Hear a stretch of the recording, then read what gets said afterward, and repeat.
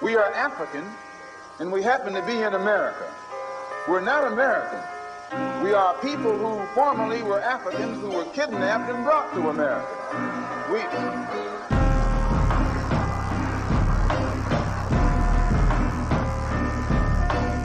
Our forefathers weren't the pilgrims. We didn't land on Plymouth Rock. The rock was landed on us.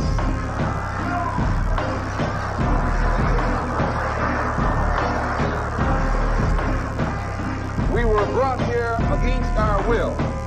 We were not brought here to be made citizens. We were not brought here to enjoy the constitutional gifts that they speak so beautifully about today.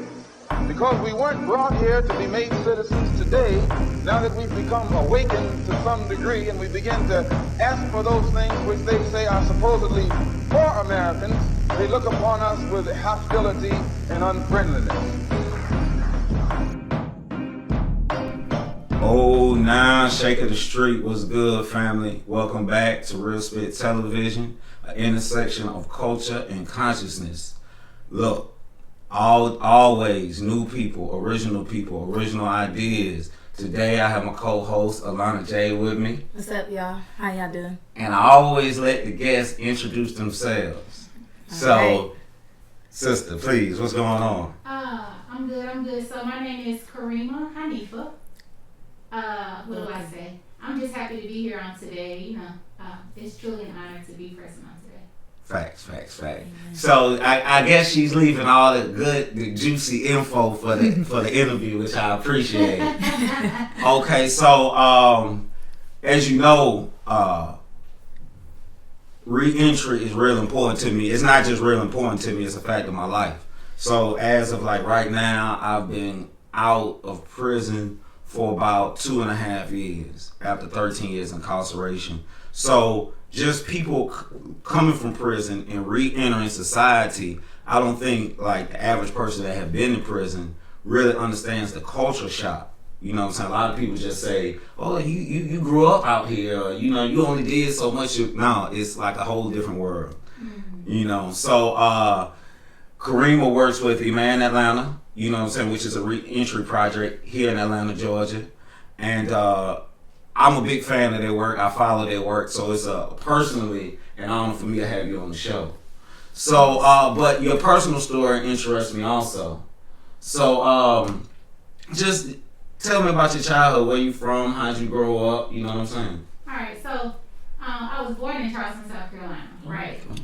I was raised in Atlanta, Georgia. My father's an imam. He was the founding father of actually, Alpha Kappa Avenue, way back. Facts. Okay. And let's see. I'm the 16th sibling, for lack of a better way to put it.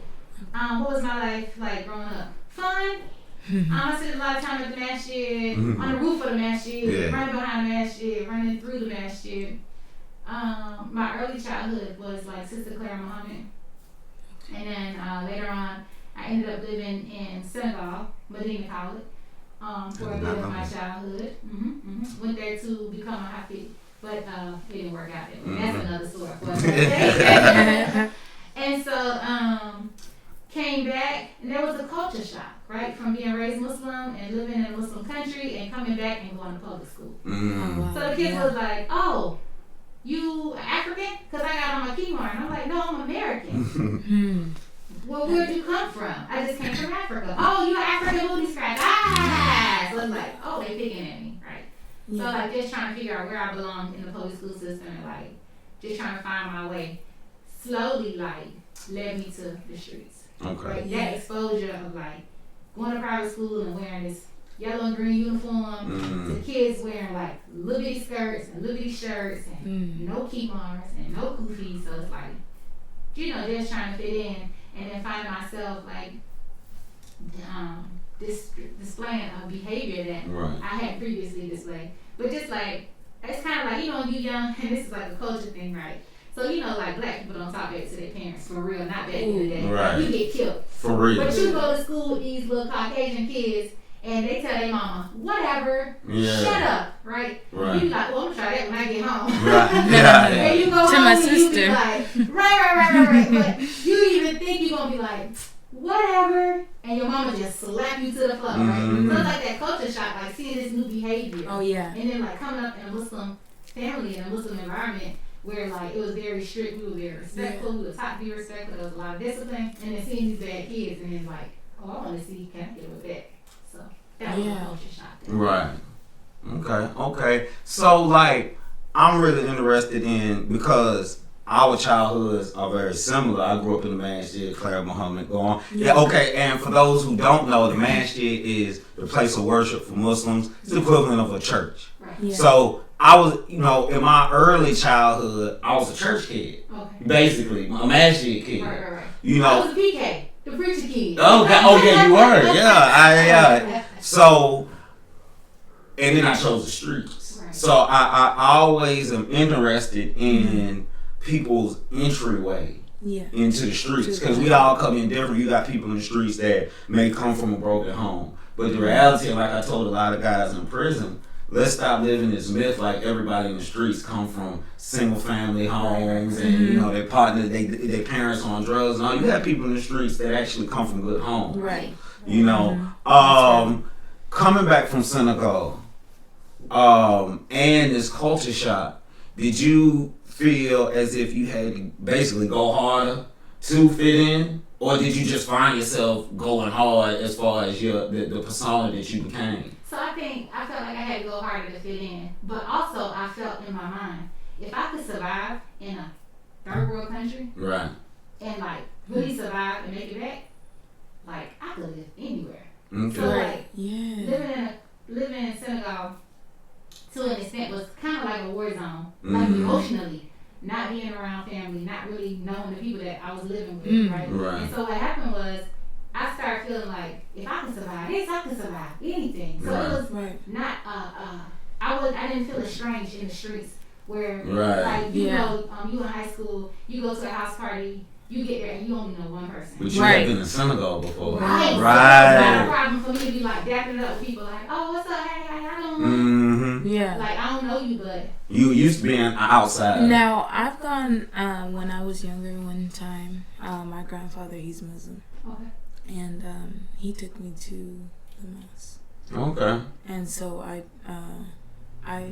stayed and I did worship with them. It was good. Like I've done it like maybe a couple of times with him when I was younger. But I just remember one time when I experienced it. It was good because like we just took our time. We did what we did. It was good. Peaceful. Oh Facts.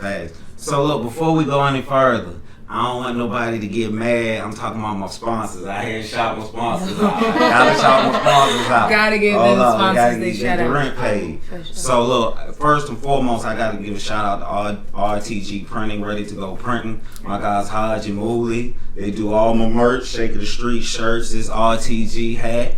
Ready to Go Printing at Instagram. Yeah. I gotta give a shout out to my partner.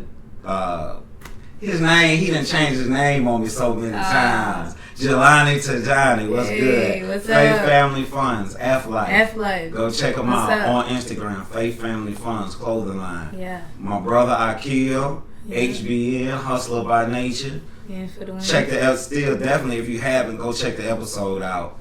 But go HBN at Instagram. I could give a shout out to my partner DJ Youngin at I am DJ Youngin at Instagram, Heavy Grind Radio. I want to give a shout out to all my guys. Now all my guys behind the G-Wall. My real inspiration for this show. Inhale, exhale, brother. Is coming. So that's just what I do. I'm going to give a shout out to all my sponsors, you know what I'm saying? My prison IMAN, brother Bilal Shabazz, what's up? I will call you, inshallah. You done hit me like 10 times this morning. But back to my guest, Sister Kareemah. So, something, you know what I'm saying? This real spit, so, I'm kind of a little bit more laid back. Look. Stop asking people what they went to prison for. I'm sorry, I gotta say that because I run into this shit. I run into this like 10 times a day. That's very disrespectful. First of all, it's public knowledge if y'all really want to know. But don't keep us in a box. You know what I'm saying? I mean, and it's very disrespectful in the sense that there's a morbid curiosity with prison. You know, I find, you know what I'm saying? And I tell people, I say, look, and this is getting into your work, because I read something by Khalil Gibran that said we should gauge a society based on their meanest citizens, their lowest citizens. And so when we talk about prison, we talking about how can this society that we claim is, you know, what we claim is the great society ever born by, has the, you know what I'm saying? It has the largest prison population in the world. You know what I mean? And so we really got to ask ourselves, this morbid curiosity with prison, is it to end it or is it just curiosity? So I want to ask you, how long did you do in prison, sister? I did 26 years. Yeah, 26. And you know, I did 13, so you like definitely like big homie. Right?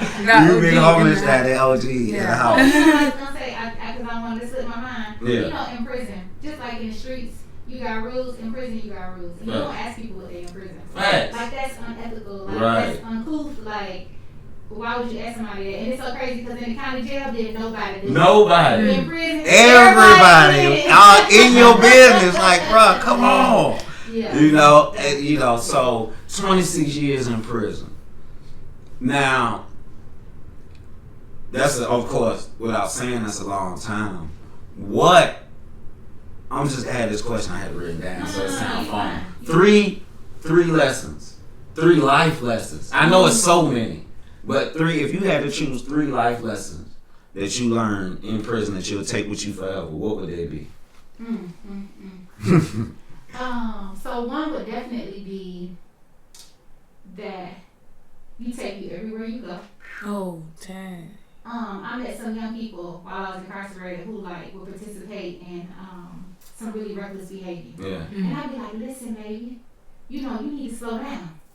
When you leave here, you know, you got the tattoos everywhere. You got multiple sex partners. Yeah. When you leave here, you know, and you find out you got a bloodborne pathogen, then what? And they would say, this is just prison. And I say, this is not just prison. This is real life. It's life. And you don't get to go home and say, oh, that was just let me prison. wash this off. Exactly. Let me take this off. I off. had Hep C when I was in prison, but I don't have it no more because I'm free now.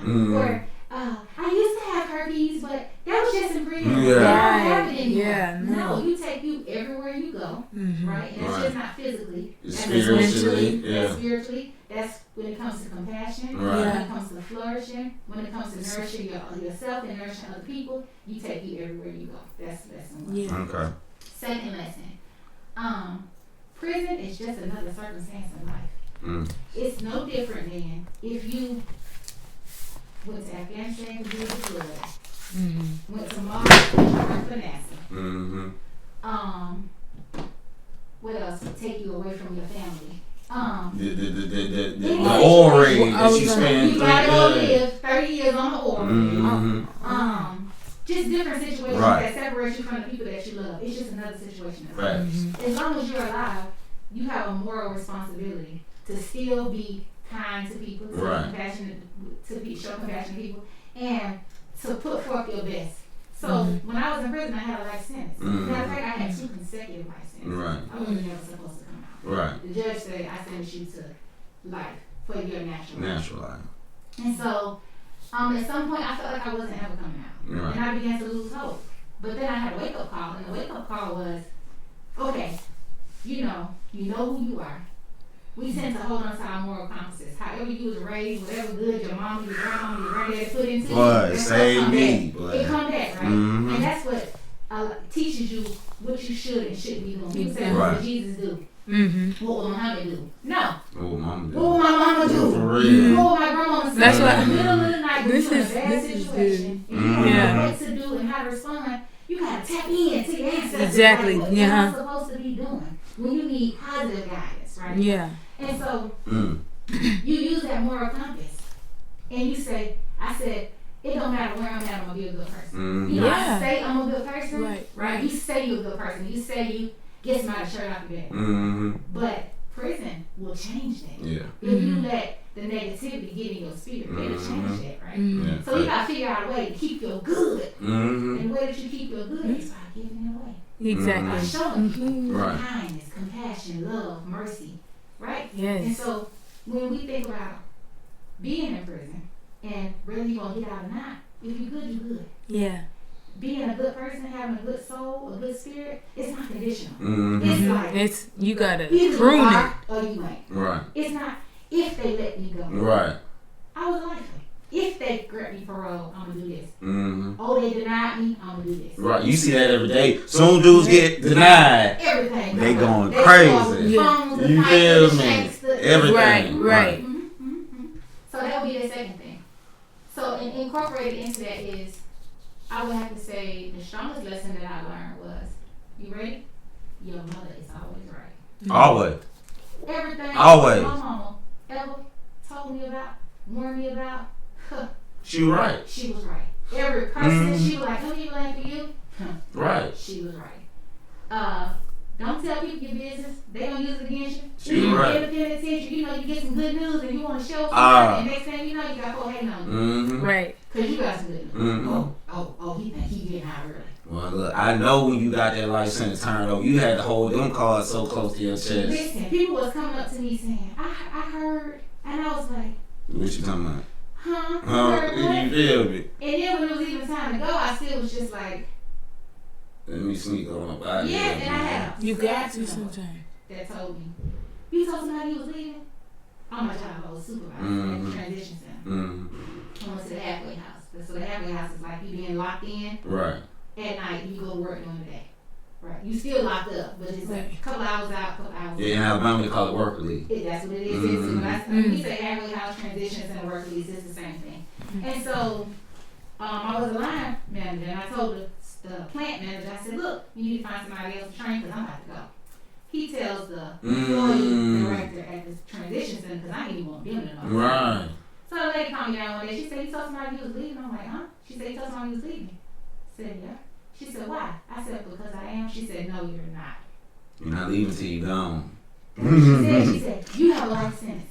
You don't even have a TPM. I'm at work release. You have a life sentence. Oh, she tried to hate on you like. TPM? And I said, I do. She said, well, when is it? I said, July. She said, well, it's April. When July get here, that's when you start telling people that you're leaving. Right. I just looked at her. I already had a date. Yeah. She didn't know I had a date. Exactly. It was 5 days later than this conversation she was having. Mm-hmm. And I was just standing there and she said, do you hear me talking to you? You And see I that? Real hate. And I said, looked at her. She said, do you hear me talking to you? I said, mm-hmm. She said, well, answer me. I said, okay. And I walked away. And I went in my room and I cried my eyes out. Mm-hmm. Yeah. And I called my mom and she said, didn't I tell you not to tell me? Mama always right. All the way Okay. to the door. All the way to the door. Look, Yes. That's right. it's crazy that you say that because you know how it is in the gym. You got dudes that read all these kind of books, Space Shop, and I am a fan for the gathering of knowledge. With anybody that been to the gym, it's some dudes that's spaced out because they had so much time to read everything. And I told my little partner because he started reading about the Anunnakis and the aliens. So I said, look, that's cool, but I said most of us will get farther in life with grandmama's wisdom. Just basic stuff that we cause guess what? Grandmama made it. I'm just speaking of my grandmother with barely a high school graduate, diploma. You know what I mean? Came from Eatonton, Georgia in the 1920s, and when she died, she had property, a business, and the wisdom, little stuff. Work more than you play, baby. Save more than you spend, baby. Keep friends around you that's good for you. See, grandma wisdom, we want to get spaced out, so when you talk about mama's always right, that's a real lesson. Even when you don't want her to be right, she right. Yeah. Okay, so these are lessons that you had to learn through pain and through experience. So I know when I got out, it was a big culture shock for me, even though what had helped me was work release. The fact that I was going out every day, but still the actual being out. You know what I'm saying? One day you're in prison, no matter how free you are within the work release, And then the other day I was really free that day I had dreamed about it. And so it was a lot of culture shock. So for you, and we're going to get into re-entry. We're going to get into re-entry after our break, but I just want to start it off by asking personally for you, what are some of the culture shocks for you? Okay, culture shock number one was the very first time I ever went in a Walmart. There was never a Walmart when I got arrested. There was only like Kroger's, Piggly Wiggly, and maybe a Kmart. Maybe. Kmart's was like one off Gresham Road, one over there by Greenbrier, none in the West End. Right. Kmart. That's what I'm thinking. I'm more like Kmart. Like they've been stopped those, but yeah. But yeah. I went to Walmart and I got this piece of paper and I had $50 that I could spend. Right? $60. I think it was $50. Got this piece of paper and I made a list, right? And it's so much stuff and I don't know where to find the stuff and I'm like freaking out in my mind. And I'm like about to start crying because I see all these people and I swear they know where I came from. And I'm like, hold your head up, you better hold your head up right now. And another part of me was like, let like little I start reciting blue eyes. And then another part was like, hold your head up right now. And then I start crying. I was like, you better hold your head. You better hold your head. That's self-talk, That was a culture shock. Another culture shock for me was I'm working right at this plant in North Georgia, and I go to the bathroom and I hear, oh man, and I say, oh, the police in the bathroom with me. I wasn't used to hearing keys, right? And then I had to say, you know what? You just took me back. You just took me back right there. Yo. You ain't used to. Only people with real with keys is the police. So I was like literally in the bathroom. I hear okay, no. The police in the bathroom. Then I'm like, no, you fool. Yeah, everybody got keys. Facts. The third thing that was mind blowing. I did not understand how was Cash App in the freaking phone. I'm like, it's money in the phone. Yeah. How? Right. They're like, yeah, and all you gotta do is take your card and swipe it. Swipe it? What? Money in the card? I'm like, I don't get it. I'm like, the bank is in the phone? They're like, the money is in the phone? How? Like, literally, I wanted to cry, like, money in the phone? How? Dang. I just didn't like, get it. It's just like when, I don't know how it happened. When I first it was for real. Right. Another issue that I had was, I couldn't figure out how to swipe the card. Yo. That was a culture shock. I didn't know if you're supposed to swipe it to the front. Or the back. Yeah. And my mother would be standing behind me and she'd be like, swipe the card, Kareemah. And I'd be like, okay. And I'd be standing there. I'd look back, I'd be in the marshal, it'd be a long line. She'd be like, swipe the card. And then I see a little 3-year-old come up beside me and get a soda out of the little cooler and swipe the card. And I'd be like, dang. Oh. You know, but that's real. It's sometimes, you just have to give yourself time to get back to what it is that you want to learn and then what you know. But I know that we're speaking on past, but you're wonderful now. Yeah. I love it. I adjust it. You know, I remember I was at work release and I worked on the back of a trash truck for $2 a day. Yeah. So, and I fell off going like 20 miles an hour too. So, and I couldn't tell. I didn't want to say nothing because when you hurt, it seemed back behind the fence. So I'm like, I just did it myself. But I remember the first day I got picked up, we were going down the street and they had the billboards, the electric billboards. And it freaked me out. I'm like, what? Because I seen it in movies. Yeah. You know what I mean? But I'm like, man, the billboard just... exactly. And I'm in Foley, Alabama, country town. They got this darn TV on the billboard. I'm like, dang, everybody in the car laughing. So, yeah. So, that's what I tell people when you're dealing with somebody that has done extended time in prison. Don't take anything for granted with them. You know what I'm saying? You assume that somebody knows something, right? Even how to do something. Right. My brother, I'm out 2 days. I called him. I need to ride. Just call Uber. What's that? Boy, it took me a minute to do that. I know in theory what it is because I watch TV, but I don't know the process about ordering the Uber. You know what I mean? Imagine learning how to create, how to set up accounts online. Imagine learning how to pay a bill online. Right. Or trying to book a flight and an Airbnb. Right. When computers were big as this screen when I was right. And the keypad was this, you know.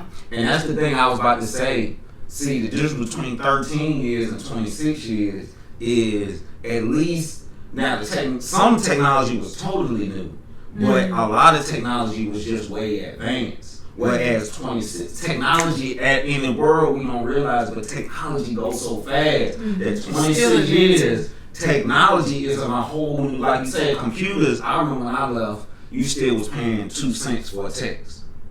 Right. But the difference between that and 26 is text didn't even exist. So I can understand, you know what I'm saying? I feel I had you. to learn how to use a cell phone, so I think I was up like 4 days straight. Yeah. 4 days straight. Like I got my phone on like a Friday, and I was up like Friday, Saturday, Sunday, and Monday trying to be out.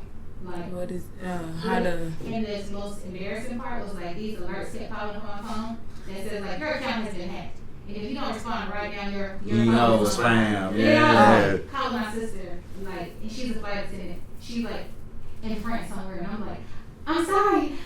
The people said my phone is unlocked. She's like, block the number. Yeah, it's spam. Don't touch the link.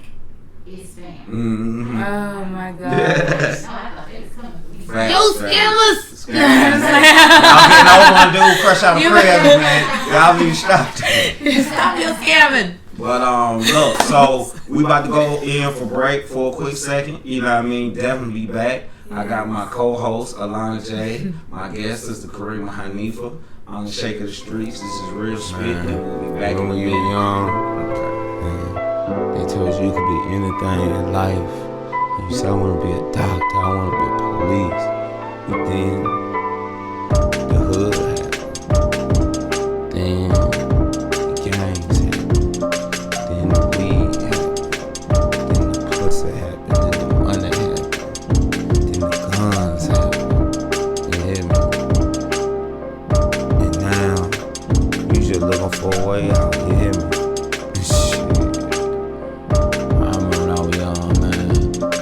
I want to be so much shit. You know what I'm saying? But the more I looked outside the window, the more I wanted to be outside the window. The more I wanted to be out there. Young age, 11, 12 years old. I was a young nigga. You know what I mean? I remember first getting out there, probably around 13, smoking that weed and feeling like, yeah, this is it. It's freedom. You know what I mean? But after a while, shit became a prison in of itself. Getting high just to feel regular, you know what I'm saying? Just to hide from the pain, you know what I'm saying? But guess what, y'all? Guess what? You can still be whatever you want. That shit ain't even changed. Guess what? The world is yours, my nigga. You can still be whatever you want. Just put your mind to it. Sheikh of the Streets. Oh, now Sheikh of the Streets was good. Welcome back, Real Spit Television, an intersection of culture and consciousness. I'm here again with my co-host Alonna Jay. Hey, my guest for today, Sister Kareemah Hanifa. So getting back to, we talked about some a culture shock from just getting out. So, how did you begin work with IMAN? First, what is IMAN Atlanta, and how did you come into contact with them? Alright, so IMAN Atlanta is the Inner City Muslim Action Network. So they've been doing the work about 27 years, but they've been doing the work in Chicago for 27 years. They've been doing the work in Atlanta for the last 5 years. So it is like a 501c3 that's very, it's a grassroots organization, very active in the community. We provide reentry services. We recently started RPH housing program, which is like, individuals are coming out of prison, they can be placed into our reentry program for 6 months where they're basically allowed to get themselves together, stack their money up. Nice. We also offer vocational training for 6 months, not just vocational training, but also like employment options. What else? In Chicago, we actually have a health center where we have distributed more than 2,500 vaccines up in Chicago in the community for people who were interested in receiving them. But you live in inner city, sometimes it's difficult, especially when they first started making medications available Right. In the, for lack of a better word, MLK, so we're gonna say in the hood. And so just that making that opportunity available. We also do like fresh market, which is like Fresh Beats and Eats, where we give out 1 day of the week fresh produce, hot meals, especially during the month of Ramadan. We have the Grassroots Power Hour, which is so I'm a community organizer for IMAN Atlanta. And so what I do is create a platform where state leaders and community leaders can come together to discuss like some systemic problems, to address the problems and then create solutions or create some resolutions and then make it happen. So actually implement it. And so how did I get introduced to IMAN Atlanta? My father, who was the imam here in Atlanta, kind of plugged me in, right?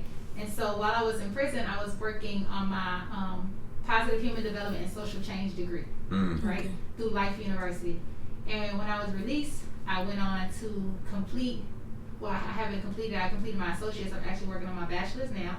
It's a psychology degree, and it allows me to like do work where your lived experience is very credible. A lot of times, people who organizationally they have book knowledge, but they don't have any lived experience. Actual life experience. So you don't even know how to apply it. You talk about systemic racism and systemic barriers and injustice and voting rights and reentry, right? And oppression and equity, but you don't know how to apply these principles in order to create more opportunity and equity for individuals and communities, right?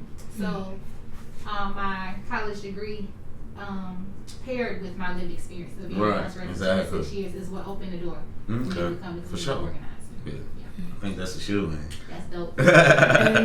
and then so what is the word IMAN? What does that mean? So it's an acronym for Inner City Muslim Action Network. Okay. But IMAN also means faith in Arabic. Okay. Yes, IMAN, faith, belief. Thank you. Yeah. You're so welcome. So, so you kind of touched on it. I have a partner in New York. Shout out to Lotto. Did 20 years, got out, and he's a credible Messenger. That's it. Yes, and I've done some work with them as well. Okay, yeah, he was telling me about that, and which kind of broached the subject because he's a big proponent of it. What do you see as you kind of just touched on it, but what you bring to IMAN Atlanta, or what any ex-felon out there that's wanting to do reentry work, what do we bring to the reentry table? So, for the most part, like, we bring our lived experience. Right. So, when I came home in April. Right. I've only been home 2 years. Okay. So April of 2019. Okay. Yeah, I'm September 18. I'm like, okay, yeah. So, April the 19th, I came home. On September the 9th, I did a TED Talk right here in Atlanta. Oh, okay. And the TED Talk was around reentry. Inner city youth, like pre-incarceration, during incarceration, and then like post-incarceration. Like what is necessary for people to successfully transition from from my situation, from being a 15-year-old that's in prison, and I come home at 41, right? Like how can I make it easier for other individuals' needs to be met as they're coming home? Like, what is required? People think like, oh, you just need somewhere to live and you just need employment. There are these psychological components that come in that make people unstable. The PTSD that's associated with doing 26, 36 years in prison. That you can't keep a job. That, you find somewhere to live and people put you out because you unstable. Not like you crazy or you violent, you just like emotionally unbalanced and you find yourself crying and you can't focus. You probably work in the line, and while you probably working this line, you sitting up in the line telling people I was in prison for 36 years. And I can't pay my bills, and it's like, hey, it's a time, place for everything. Where's your social etiquette? But they just in shock. They don't know how to, successfully transition. And so I think that me working for an organization such as IMAN, it allows me to give that insight that's required, that's necessary, so like they can see. This isn't just about providing somebody with somewhere to lay their head at night. They need counseling. I need counseling. We need counseling. Yeah. You know? I just want to say, I'm very happy to be here, y'all. This is my counselor. I love this because I get enlightened by these good things that I hear, because these are things that I'll tell you the truth. You don't like when I talk about it, I have to go back. I did 12 hours. Listen, everybody can't make it. Hey, no, I got bailed out, but I wasn't going to. Everybody can't make it. Let me tell you what I say. A date is too long, especially when you have kids. I have a son. Listen.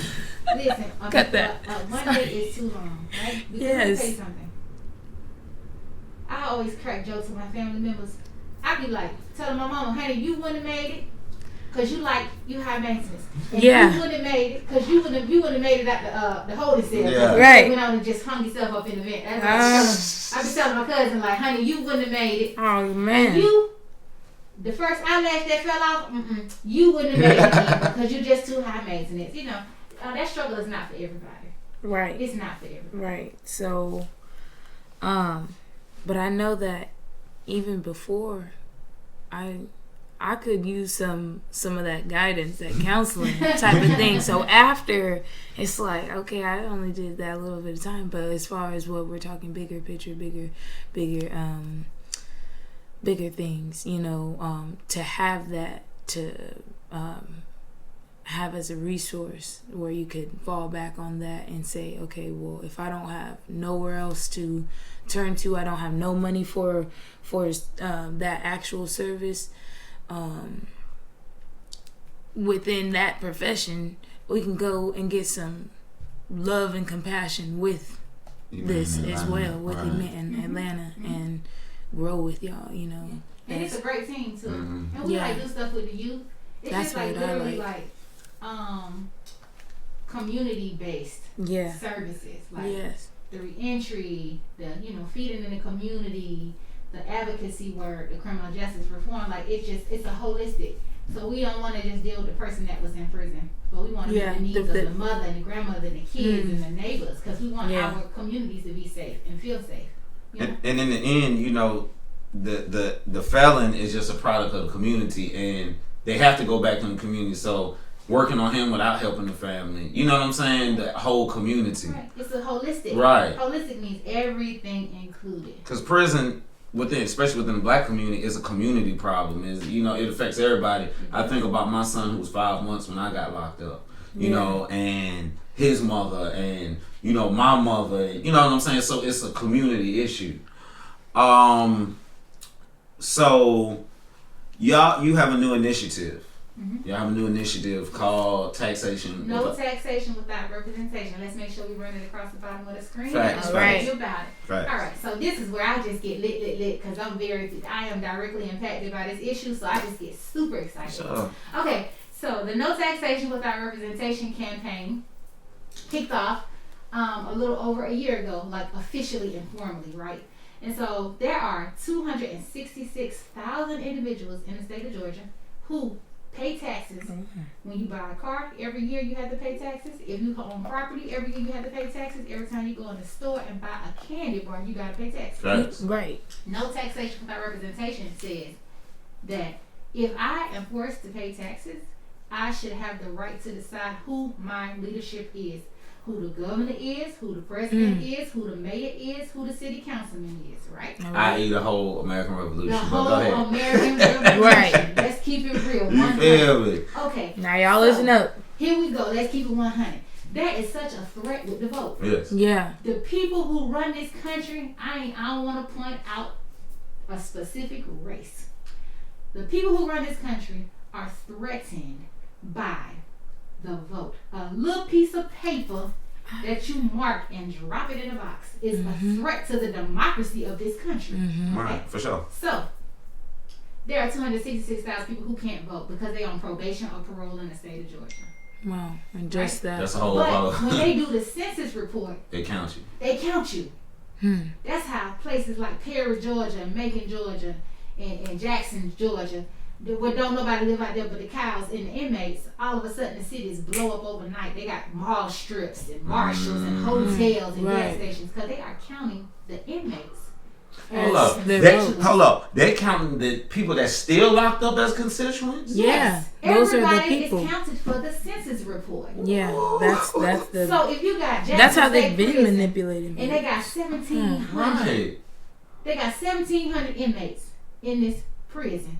They are counted for that county. That's the 1,700. So federal funds, they still count those folks. Into that community that you paying taxes one way or the other. Right.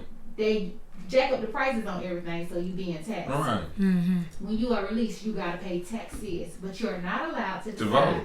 Exactly. Facts. So we pushing back. For sure. We saying that Yeah, everybody should have the right to vote. Yeah. What about people who are in county jails, who have not even been convicted of a felony yet? Those, They don't bring the vote machines in the county jail so you can cast your vote, and you still paying taxes. right. And every time when somebody's putting money on your books, then That's a whole nother game. And whoever's sending you the money, they paying taxes on their On money, that. on their process. When Yeah. they pay in core links, they being taxed. Right. $3.60 for taxes, $5 for taxes, right? So the no taxation without representation is just not. It is the campaign. just the beginning of. Definitely, and I've been in communication with legislators, with Yes. Ambassador Andrew Young, who has definitely shown his support for the campaign. You know, if we say in America that prison is a penalty for committing a crime, and you do 26 years in prison, when you come out, that means you don't really believe that prison was an adequate punishment because you're still being punished. Right. Right? And something else that just irks my nerves is that I lost the right to do everything before I was ever old enough. Ever to do anything. I lost the right to purchase alcohol when I was 15 years old because I wasn't old enough. And now, as a person that's on parole in the state of Georgia, I cannot purchase alcohol. It's illegal for me. For real? Yes. Wow. Yes. I didn't know that. I lost the right to vote before I was old enough to register. 15 years old, right? Housing. You look for somewhere to live. Public housing. You lost the right to ever have public housing. You lose the right to it. And I was 15 years old. So I was like, wait a minute. And of course you've read the book Just Mercy. You Yes, know, I love Brian Stevens. right? I love him. And the idea that he proved, psychologists prove that the human brain, the frontal lobe is not even developed until you between the ages of 21 and 25. You feel me? Yeah. The decisions that you make before your frontal lobe is developed is basically made upon your emotional. It's immature because it was made by an immature mind. Right. Exactly. Physically. You Like, think about emotion. Right. You don't think about logic. And definitely when I was 15 and the way that I think now is completely different. Right, of course. Right. And also when you're 15, like this is a perfect example. I remember my lawyer coming to me and saying, I think you should take a plea bargain. And I'm like, He's like, take it, 20 do 10. He was like, you'll be 25 years when you 25? I said, 25? I'm going to be old. And they let me out when I was 41. And I was really old. Right? But I didn't comprehend What it was. I didn't get it. Even at time, because you It only was live just for like, 15 years. That's like almost my whole life at this point. Yeah. Like, I still wanna. You know. And you don't even understand, like, Dang. you don't even understand the weight of your choices. Actions. Yeah, You oh, don't yeah. understand it. And it's so crazy because I remember, like, going through, like, the grieving stages, not just for myself, but for my victim's family. And I remember, like, not being able to process it, like, thinking I was locked up for, like, shoplifting, to, like, cry myself to sleep at night, like, thinking, oh my God, what have I done? Yeah. To another phase, which was like, what can I do to fix this? Yeah. And so Is there in anything? my resolution of what can I do to fix this, I started thinking, you know, I could live my life in a way that values the life that was lost. Right? And uplifting that life. And helping younger people who could find themselves in the same situation that I found myself. Yeah. You know? And so from that stem, like, you know, youth outreach, and that's of course another conversation for another day. But you just learn how to make peace with the decisions that you made. But so many young people do not understand. Yeah. It's something that you do in your childhood will affect you for the rest of your life. Yeah. Thanks. And once again, you take you everywhere you go. Yeah. You don't get to say, that was perfect example, I was just 15. You don't get to say that. Nobody cares. Yeah. I know that I remember dude And it made me think because we was in prison, he used to go around every store there asking folks, man, I got the money, can you buy cigarettes for me? He wasn't even old enough to buy cigarettes, but he was in prison. So my thing is, oh, so he couldn't even buy them in because there? he wasn't 18. So he Why still is he in prison? right. If you acknowledge the fact that he's too young to make this decision about smoking tobacco, shouldn't he also be too young to be in this? Yeah, you know what I mean. Yes. So Yes. so no taxation without representation. Where can the community find a way to plug in and tap into this? So you can go to imancentral.org and then click on the advocacy tab for Atlanta, and it will take you to the advocacy tab or the criminal justice reform tab. It will allow you to sign the petition. Okay. And upon signing the petition, it also gives you an opportunity to share your narrative. So if you are someone who is directly impacted by this issue, you can either use your name or anonymously share your story. Yeah. I do know that in spite of the injustice that we live in, when you have 1 million people that are affected by something, who put their John Hancock on a piece of paper, those in power have to do something. They have to. Right. Or it's their seat is threatened for the next term, so something has to be done. Right. Once the issue is raised, politicians have to either be for or against it. Exactly. You got to do something. Right. Yeah. And so I believe, though, because I'm so passionate about the movement, I believe that there has been movement and that there will be movement. And that there will be change. The change is sometimes very slow. But imagine, and I will say this is me speaking and not from IMAN's standpoint, because as a 501c3 we don't support Republican or Democratic. Right. But Georgia became a blue state. That's crazy. The way that Georgia became a blue state was through power, because people but leading was Stacey Abrams, was pulling people. We gonna make this happen. We gonna make this happen. We gonna make this happen, right? The same thing is going on with this voting. When you think about all the individuals that are directly impacted, and if you look at this example of power, the same thing can happen in the state of Georgia, where we can be leading and show people that people who are on probation and parole do deserve the right way. The right way. Yes, it can be done. And it will be done, y'all. Because that's what we're working on. And I'm here with it. For sure. One thing I saw. Yeah, that's what's up. Yeah. Go ahead. Go ahead. No, because that's just really what it's about. It's just having that unity and that equality that is being, formed in a way that we can't reach it. It's accessible to us. Right. And, say it again for me. Inaccessible, sorry.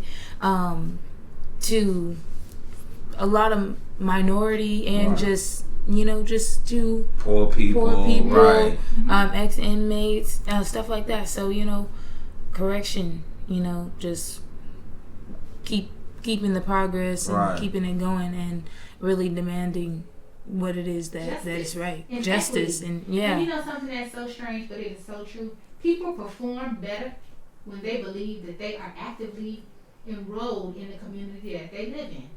So if you got the poor people who feel like nobody care about them, they're gonna be terrorizing. Exactly. But when you bring them in and you say, hey, what can we do to help you? Or what can you do to assist us to make this a better place? So when people believe that they are a part of the community that they live in, they get to decide who is their representation. Yeah. Then people perform better. Their attitudes are better. You give people hope. Right. And that's what's most important, that you have hope. Facts. So, look, let's get the website one more time. It is.